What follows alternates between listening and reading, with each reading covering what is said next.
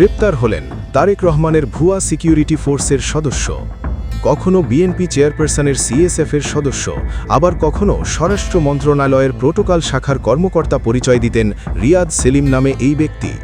তবে সব ছবিই ছিল ভুয়া। এআই প্রযুক্তি দিয়ে স্বরাষ্ট্রমন্ত্রী ও অন্যান্য মন্ত্রী, এমপি, মেয়র এবং সরকারের শীর্ষ ব্যক্তিদের সঙ্গে নিজের ছবি যুক্ত করে নিয়মিত পোস্ট দিতেন। ব্যবহার করতেন ওয়াকিটকি ও নকল আইডি কার্ড। এসবই ছিল মূলত প্রতারণার ফাঁদ। ভুয়া ছবি দেখিয়ে প্রভাবশালীদের সঙ্গে ঘনিষ্ঠতার কথা বলে নিরীহ মানুষকে ফাঁদে ফেলতেন।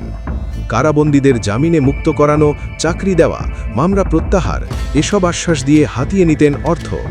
চট্টগ্রাম সিটি কর্পোরেশনের ট্যাক্স ইন্সপেক্টর, কন্ট্রোল ও সার্ভার ইনচার্জ পদে চাকরি দেওয়ার নামেও হাতিয়ে দিয়েছেন লাখ লাখ টাকা। পটিয়ার পাইকপাড়া থেকে ভয়ঙ্কর এই প্রতারককে গ্রেপ্তার করে পুলিশ। মাননীয় স্বরাষ্ট্রমন্ত্রী ও প্রধানমন্ত্রীর ছবি ব্যবহার করে তিনি বিশ্বাস অর্জনের চেষ্টা করতেন। দেখাতেন যে তার সঙ্গে বড় বড় রাজনৈতিক ব্যক্তিবর্গের পরিচয় রয়েছে এবং তাদের মাধ্যমে চাকরি পাইয়ে দিতে সক্ষম এমন ধারণা দিতেন ভুক্তভোগীদের।